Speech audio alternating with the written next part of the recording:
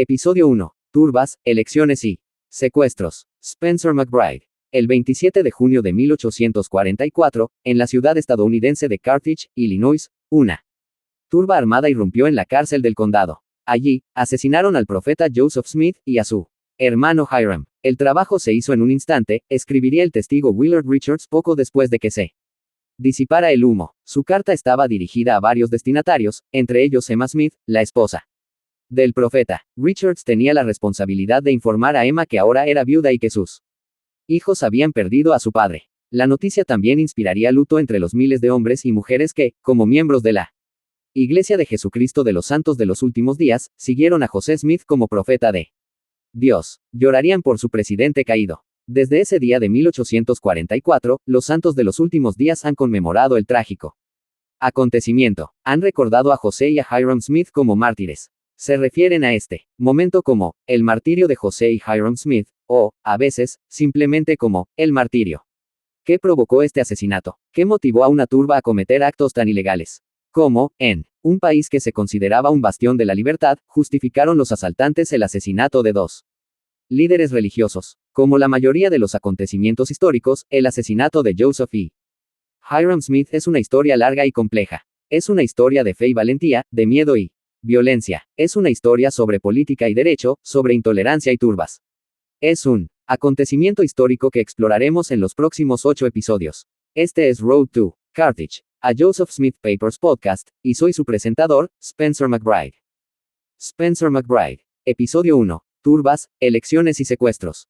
Spencer McBride. Esto es lo que pasa con el martirio de José y Hiram Smith y la serie de acontecimientos que condujeron a él. Para entenderlos, tenemos que entender lo que le sucedió a los miembros de la Iglesia de Jesucristo de los Santos de los Últimos Días en Missouri durante la década de 1830. En 1833, las turbas expulsaron violentamente a los santos de sus tierras en el condado de Jackson, Missouri. En 1836, los santos se vieron obligados a abandonar el condado de Clay, donde habían vivido temporalmente como refugiados. En 1838, estalló una guerra entre los justicieros y los santos en el estado. La milicia estatal se alió con la turba y el gobernador ordenó la expulsión de los santos bajo amenaza de exterminio estatal. Las turbas asesinaron a varios hombres santos de los últimos días, agredieron sexualmente a varias mujeres santos de los últimos días y destruyeron o confiscaron importantes propiedades de los santos de los últimos días.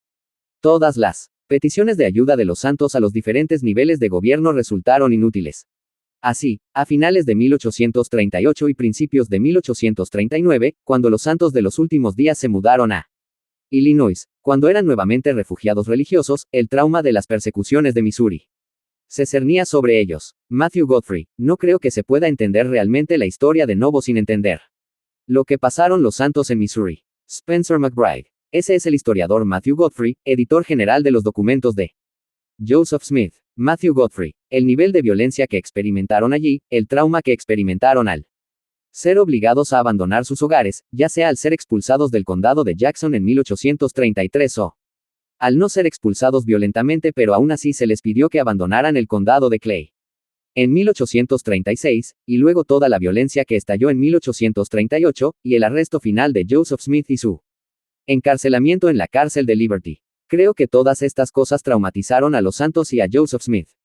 Por eso, cuando llegan a Illinois, anhelan crear una sociedad donde puedan vivir en paz, donde no tengan que preocuparse de que quienes no son de su fe organicen turbas e intenten expulsarlos de donde viven.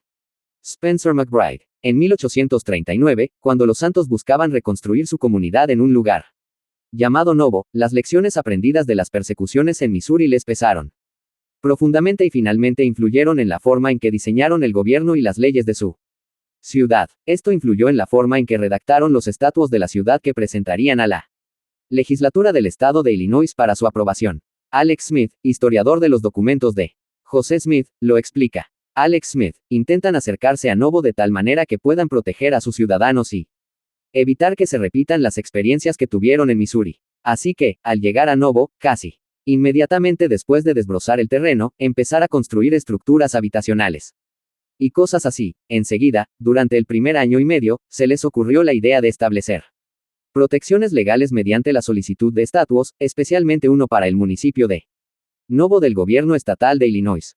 Cuando se acercaron a la legislatura estatal de Illinois en el otoño de 1840, lo hicieron con la intención de obtener poderes que les permitieran proteger a los ciudadanos de Novo, y lo lograron mediante la elaboración de lo que se considera un estatuto institucional bastante amplio, abierto y muy poderoso para la ciudad. Spencer McBride. Los estatutos otorgaron a la ciudad de Novo poderes legislativos, a través de un ayuntamiento, y poderes judiciales, que incluían un tribunal municipal y un tribunal municipal. Estos poderes judiciales permitían a ciertos funcionarios municipales emitir recursos de habeas corpus, un mecanismo legal que podía utilizarse para cuestionar la legalidad de una orden de arresto. Los estatutos también otorgaron a la ciudad la facultad de formar una milicia. De hecho, el estado de Illinois alentó a las ciudades y pueblos a formar unidades de milicia que formaran parte de la milicia estatal más amplia. Para los santos de los últimos días, la idea de una unidad de la milicia estatal con base en su ciudad era atractiva, especialmente dada su trágica historia con las turbas. Entonces, ¿cuán singulares eran estos poderes en la Carta de Novo? Alex Smith. Si analizamos la Carta Constitutiva de Novo, otorgada por la legislatura, esta incorpora un enorme poder. Ninguno de sus elementos individuales es necesariamente exclusivo de Novo. Pero cuando la legislatura aprobó la Carta Constitutiva de Novo, Illinois ya había otorgado estatutos a 5 ciudades del estado: Springfield, Quincy, Alton, Galena y Chicago. Y si analizamos la redacción y la ley de constitución de Novo, en realidad solo están tomando prestado el lenguaje de cada una de estas otras cartas, casi copiando y pegando, por así decirlo. Conceptos que desean incluir en su carta constitutiva, que les otorgan la capacidad de atender recursos judiciales, tener su propio tribunal municipal, tener su propio ayuntamiento que legisle por sí mismo, tener funcionarios municipales que actúen como jueces de paz, etc. Y es casi como si estuvieran tomando el lenguaje estándar de estas otras cartas y lo incorporaran a la ley que desean aprobar. El desafío radica en que, si bien los poderes individuales de la Carta de Novo no son necesariamente únicos, el conjunto sí lo es. La ley de constitución de Novo cobra tanta fuerza debido a su amplitud y a la extensa combinación de poderes otorgados a la ciudad, que va mucho más allá de lo que cualquiera de estas 5 ciudades anteriores había disfrutado. Spencer McBride. Entonces, ¿cómo reaccionó el gobierno del estado de Illinois ante una carta tan singular cuando se presentó para su aprobación? Alex Smith. La historia es bien conocida. La ley se aprueba en la legislatura de Illinois con muy pocos ajustes, correcciones o refutación por parte de los deliberantes. Thomas Ford, gobernador de Illinois, explicó posteriormente en su historia del estado que en realidad nadie se opuso, ni los Whigs ni los demócratas. Ambos veían a los santos de los últimos días como un nuevo y gran grupo potencial al que querían complacer, y criticaron con razón las acciones de Missouri para expulsar a los santos. Así que, en realidad, buscaban brindar un refugio a esta gente. Spencer McBride. Miembros de ambos partidos políticos felicitaron al representante de la Iglesia al presentar la Carta Constitutiva de Novo para su aprobación. Entre ellos se encontraban 2 hombres destinados a la fama en la política estadounidense, el demócrata Stephen A. Douglas y el Whig Abraham Lincoln. Así pues, en enero de 1841, los santos contaban con el sistema legal y político que consideraban necesario para construir un refugio seguro en la joven ciudad de Novo. Pero resistiría ese sistema legal y político la próxima vez que alguien intentara perjudicar a los miembros de la Iglesia, incluyendo a José Smith. ¿Y qué sucedería si los demás ciudadanos del estado desconfiaran de la singular combinación de poderes que los santos consideraban esencial para su protección?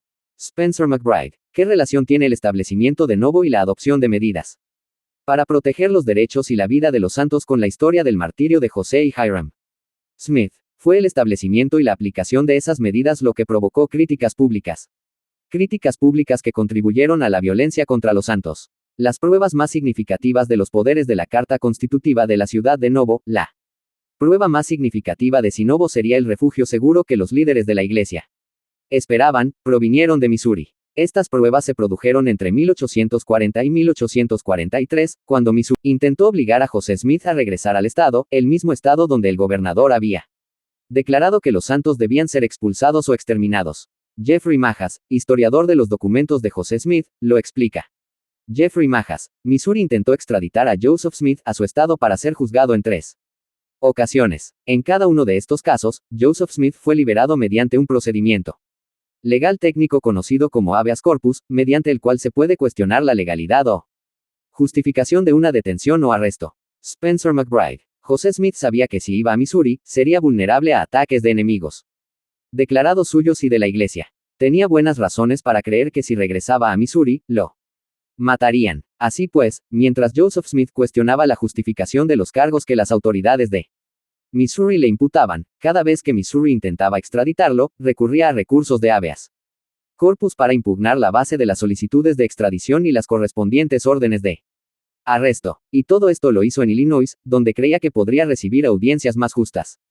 Jeffrey Majas. Ahora bien, los dos primeros intentos de extradición en 1841, y luego en 1842 y principios de 1843, se escucharon en tribunales de circuito local y también en el sistema judicial federal. Spencer McBride. En 1841, el juez Stephen A.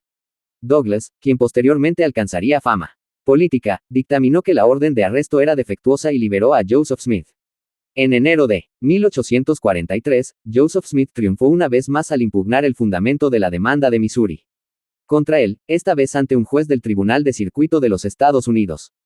Jeffrey Majas. A mediados de 1843, cuando Joseph fue arrestado por tercera vez, él y sus abogados decidieron que, en lugar de acudir a un tribunal estatal o federal, como lo habían hecho en el pasado, irían a Novo. Esto se debía a que Novo contaba en sus estatutos con la disposición que les permitía emitir recursos de habeas corpus. La mayoría de los juristas de la época creían que esta disposición solo permitía a Novo emitir recursos de habeas corpus en casos locales. Por lo tanto, si alguien cometía un delito en Novo y era arrestado allí por la autoridad legal de Novo, podía solicitar un recurso de habeas corpus y tener una audiencia ante los tribunales de la ciudad. Pero Joseph y sus abogados proponen una interpretación mucho más amplia, argumentando que Novo tiene el poder de emitir recursos de habeas corpus en jurisdicciones estatales y federales. Spencer McBride. En este tercer y último intento de Missouri por extraditar a José Smith, los tribunales de la ciudad de Novo escucharon el caso y fallaron a favor de José Smith. Para José Smith y los santos de Novo, quienes comprensiblemente cuestionaron los motivos y el razonamiento legal de Missouri para extraditar al profeta, el resultado de las tres audiencias de extradición entre 1841 y 1843 fue una gran victoria. Matthew Godfrey lo explica. Matthew Godfrey. Creo que una de las cosas que se puede ver en todos estos intentos de extradición es que las medidas que los santos implementaron para protegerse a sí mismos, sí funcionaron.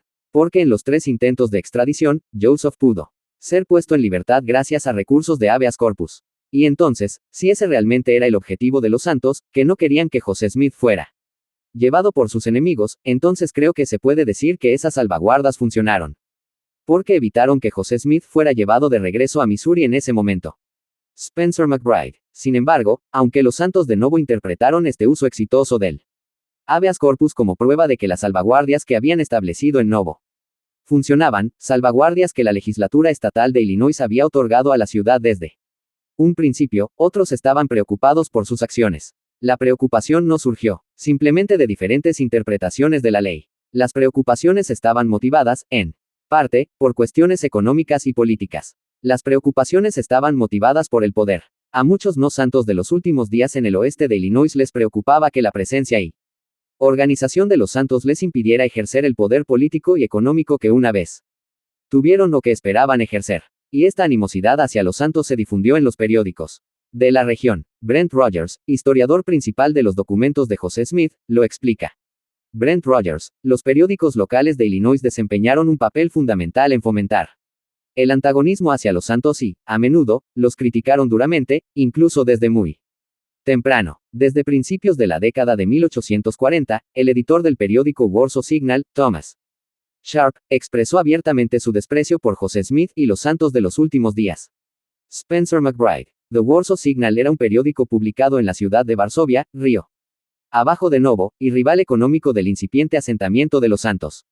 Es importante para la historia de los acontecimientos que llevaron al martirio comprender la influencia de los periódicos en esa época y en ese lugar. Brent Rogers. Los periódicos eran fuentes de información absolutamente vitales en los Estados Unidos del siglo XIX. Eran la principal fuente de información política, económica y cívica, y fueron increíblemente importantes para la difusión de ideas, sobre todo si tenemos en cuenta que los periódicos a menudo recogían las historias interesantes o importantes de los periódicos de las ciudades vecinas, y luego las reimprimían en su propio periódico. Y entonces, quizá, la ciudad vecina lo leía y lo publicaba, y muy pronto llegaba a una de las grandes ciudades del este, como Nueva York o Boston, y entonces alcanzaba una circulación aún mayor. Así, esa red de información pronto difundiría por todas partes estas historias interesantes e importantes sobre personas, lugares y acontecimientos. Spencer McBride. Entonces, si un periódico local de Illinois publicaba editoriales negativas sobre José Smith y la iglesia, esas historias solían aparecer en otros periódicos. Tal era el poder de los editores de periódicos. Y Thomas Sharp fue franco sobre su intención de criticar a José Smith.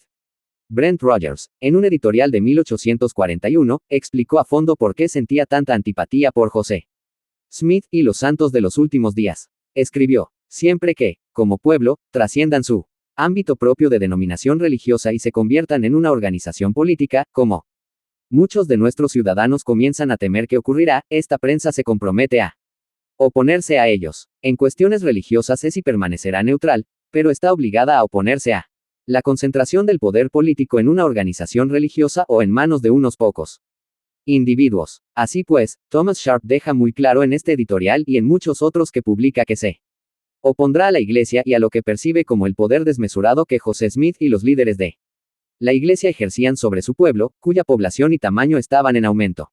Esto tuvo importantes consecuencias para la política y la economía de la región, por lo que Sharp tiene un interés particular en combatirlo. Spencer McBride. A pesar de su afirmación de neutralidad en cuestiones religiosas, en las páginas de su periódico Sharp mezclaba con frecuencia la burla y el desprecio por las creencias religiosas de los santos de los últimos días con sus críticas a sus acciones económicas y políticas.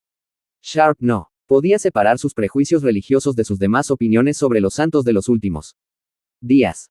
Spencer McBride. Recapitulemos ahora dónde nos encontramos en la serie de acontecimientos que llevaron al martirio de José y Hyrum Smith. José Smith y otros líderes de la iglesia en Novo construyeron la ciudad y sus leyes de tal manera que estuvieran protegidos de la repetición de la persecución y el abuso violento que habían sufrido en Missouri. Sin embargo, había un número creciente de hombres y mujeres en el oeste de Illinois que desconfiaban de la expansión de la iglesia, que estaban preocupados por la creciente influencia política y económica de los miembros, que discrepaban con su interpretación de la ley y que no creían que las creencias espirituales de los santos se consideraran una religión verdadera. Esta animosidad era desorganizada, avivada principalmente por editoriales en periódicos locales. No obstante, unas elecciones en el verano de 1843 dieron lugar a que estos críticos adoptaran una organización más formal. Esas elecciones contribuyeron a la formación y el fortalecimiento de un partido político que se autodenominó el Partido Antimormón. Spencer McBride. Además de los poderes otorgados a los líderes cívicos de Novo en la Carta constitutiva de esa ciudad, los santos de los últimos días también recurrieron a estrategias políticas para protegerse del regreso de la persecución y la violencia de las turbas. Cuando se mudaron a Illinois, el estado estaba dividido casi a partes iguales entre los dos partidos políticos principales, el demócrata y el Whig. Esto benefició a los santos. Si bien eran una minoría en el estado, la división casi igualitaria de los votantes significó que, al votar juntos, los miembros de la iglesia podían determinar el resultado de muchas elecciones. Joseph Smith habló sobre esta estrategia en varias ocasiones. Fue claro al afirmar que los líderes de la iglesia no les dirían a los miembros cómo votar. Podían votar como quisieran. Aún así, dejó claro que era ventajoso para los miembros de la iglesia votar por candidatos que apoyaran la libertad de religión, candidatos que, de ser elegidos, garantizarían la igualdad ante la ley para los santos de los últimos días. En diciembre de 1841, Joseph Smith escribió, «Nos importa un comino si son Whigs o demócratas, ambos son iguales para nosotros, pero apoyaremos a nuestros amigos de confianza, y a la causa de la libertad humana, que es la causa de Dios». Al hacer esta declaración, Smith dejó claro que los santos no se alinearían permanentemente con ningún partido, sino que votarían por los candidatos que protegieran sus derechos y libertades. El poder del voto de los santos en Novo se manifestó plenamente en el verano de 1843. Se celebraron elecciones al Congreso en Illinois. Fue una contienda reñida y, como solía ocurrir en el estado, los santos en Novo determinarían finalmente, con sus votos, qué candidato ganaría. Elizabeth King. Entonces, los dos candidatos son Cyrus Walker, quien es el candidato del partido Whig, y Joseph Hogg por el Partido Demócrata. Spencer McBride. Esa es Elizabeth King, una historiadora de los documentos de Joseph Smith. Elizabeth King. Joseph tenía vínculos personales con Cyrus Walker. Era amigo y había sido su abogado en 2 demandas, ambas relacionadas con la extradición a Missouri, por lo que Joseph tiene una conexión personal con Walker. Y cuando se entera de que Walker ha sido nominado, promete votar por él. Así pues, el voto de Joseph está prácticamente decidido, pero los Santos se mantuvieron neutrales y dejaron su voto abierto, aunque el vecino de Novo los animó a seguir votando en bloque. Habían votado en bloque en 1842 y habían visto la fuerza y el poder político que eso les otorgaba. Spencer McBride. Parece que Walker asumió que la promesa de Joseph Smith de votar por él significaba que el resto de los Santos de Novo también votarían por él. Por consiguiente, el partido Whig se iluminó con la posibilidad de ganar las elecciones. Sin embargo, el día antes de que los votantes acudieran a las urnas, hubo una reunión en Novo para hablar sobre la próxima votación.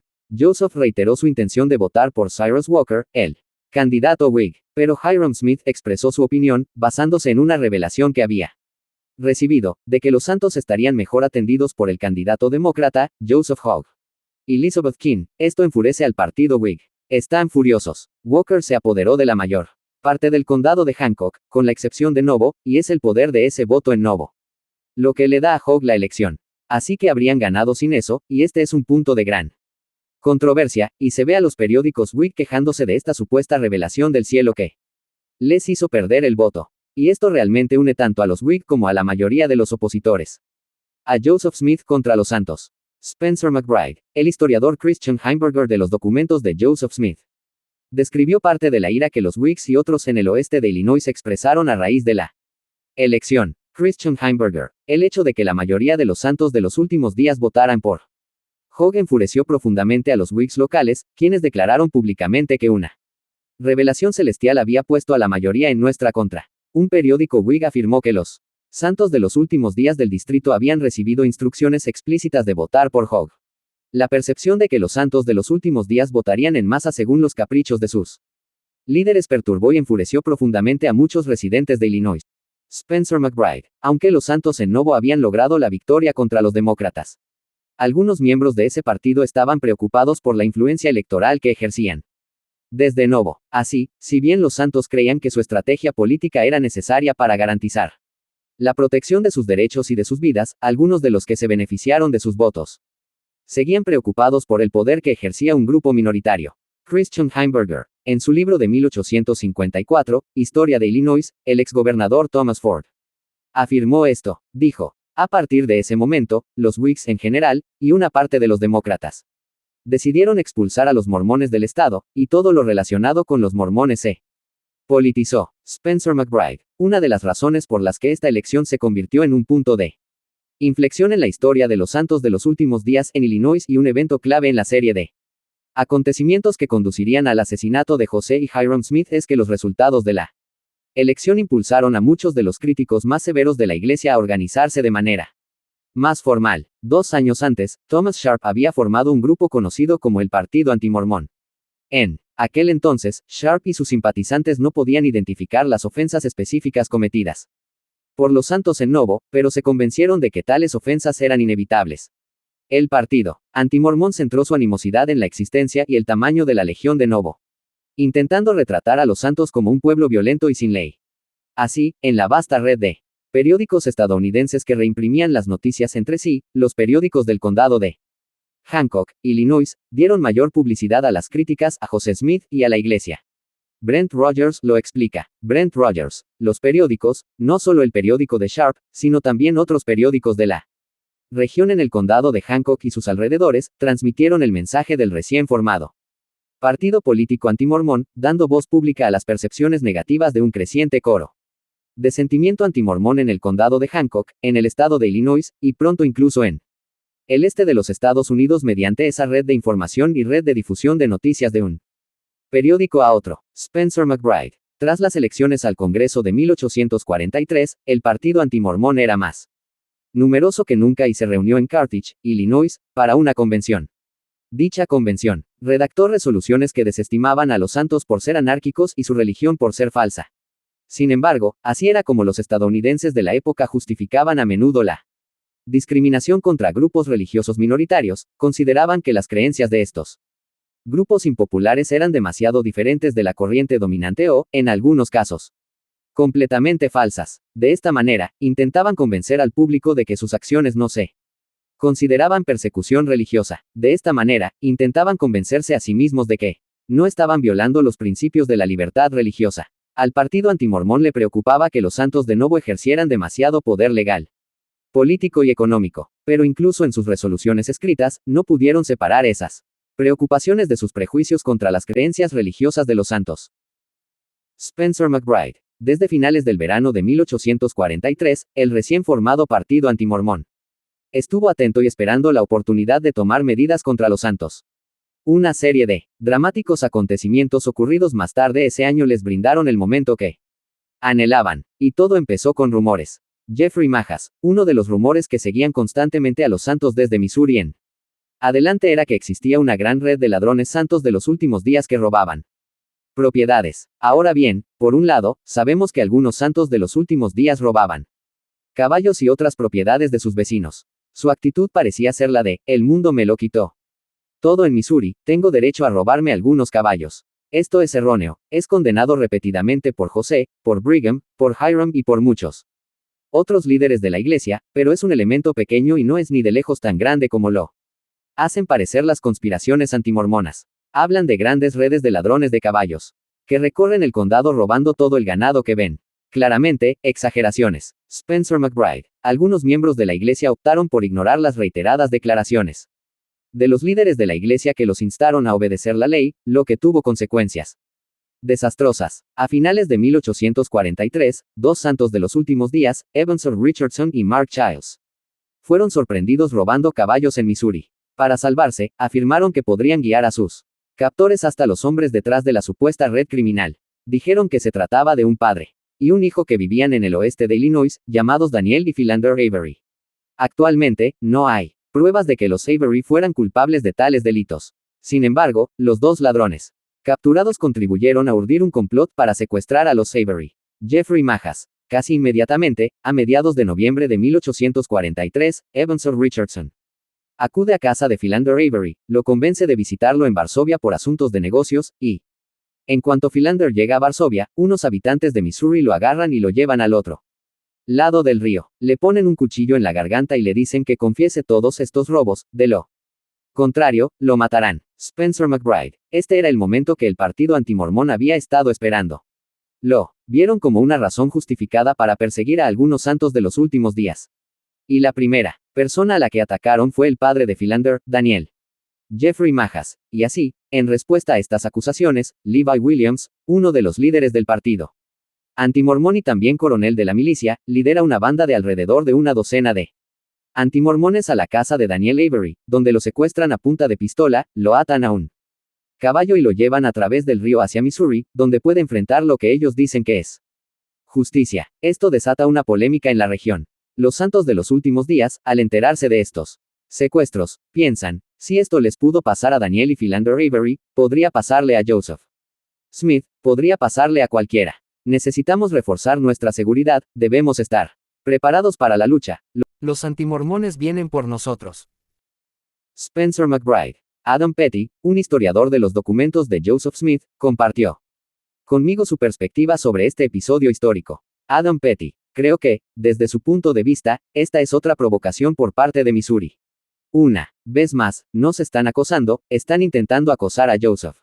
¿Cuándo tendremos paz? Creo que esa es realmente su mentalidad, y por eso intentan brindar una protección sólida a Joseph y a los santos de los últimos días. Spencer McBride. Una vez que Joseph Smith se enteró de los secuestros, tomó varias medidas inmediatas. Escribió al gobernador Thomas Ford para pedirle consejo. Llamó a la Legión de Novo para proteger la ciudad y evitar nuevos secuestros.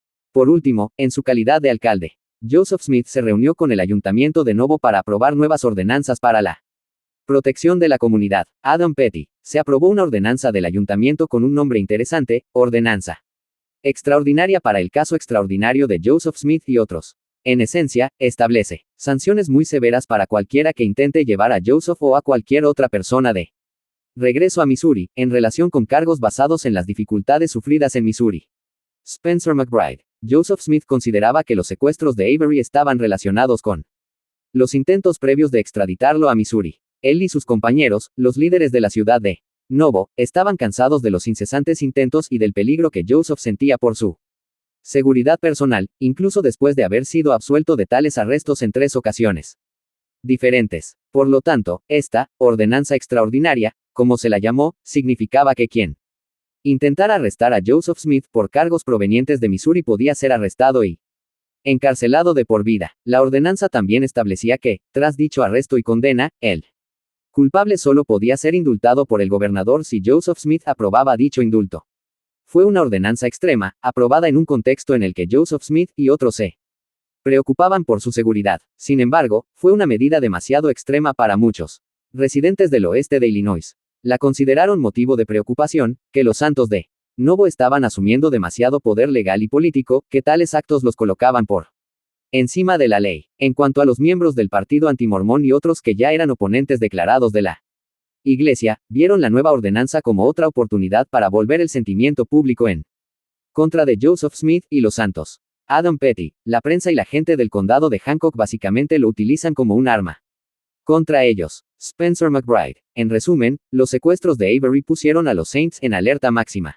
Respondieron a lo que percibieron como un peligro extremo con ordenanzas municipales extremas, y esas ordenanzas municipales generaron un mayor temor entre muchos hombres y mujeres de esa zona del estado. Jeffrey Majas, la situación con los secuestros de Avery llega a su punto crítico entre mediados y finales de diciembre. Comienza un enfrentamiento donde un grupo de Novo es enviado a arrestar a Levi Williams por su participación en los secuestros. Levi Williams, para resistirse al arresto, forma una turba de varios cientos de hombres armados con rifles para resistir al grupo.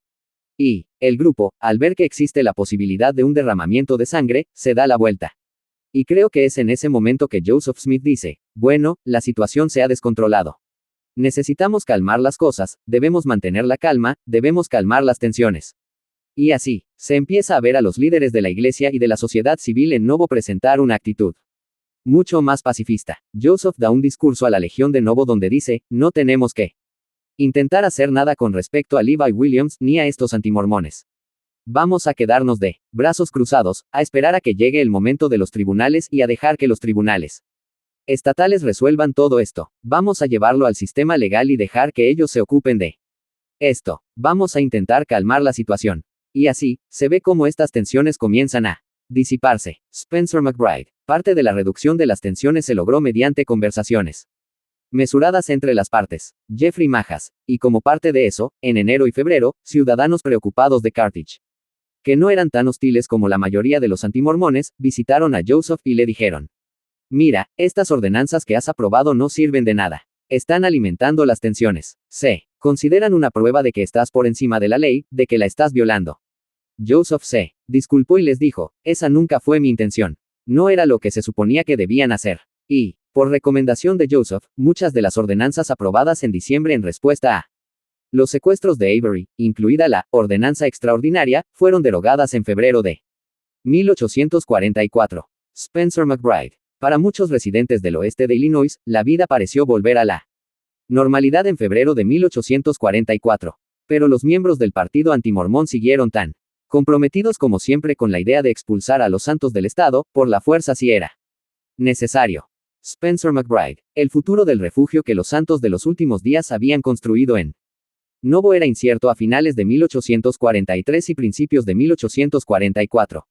Los santos esperaban quedarse en la ciudad, pero los líderes de la iglesia y de la ciudad sabían que debían explorar todas sus opciones. Estas incluían peticiones de una legislación sin precedentes, el lanzamiento de una campaña presidencial improbable y la posibilidad de abandonar Estados Unidos por completo. Las peticiones de ayuda de los santos de los últimos días son de lo que hablaremos en el próximo episodio de Camino a Cartago, un podcast de los documentos de José Smith. Spencer McBride. Si está interesado en aprender más sobre la historia analizada en este episodio, o en explorar los documentos de Joseph Smith, visite josephsmithpapers.org.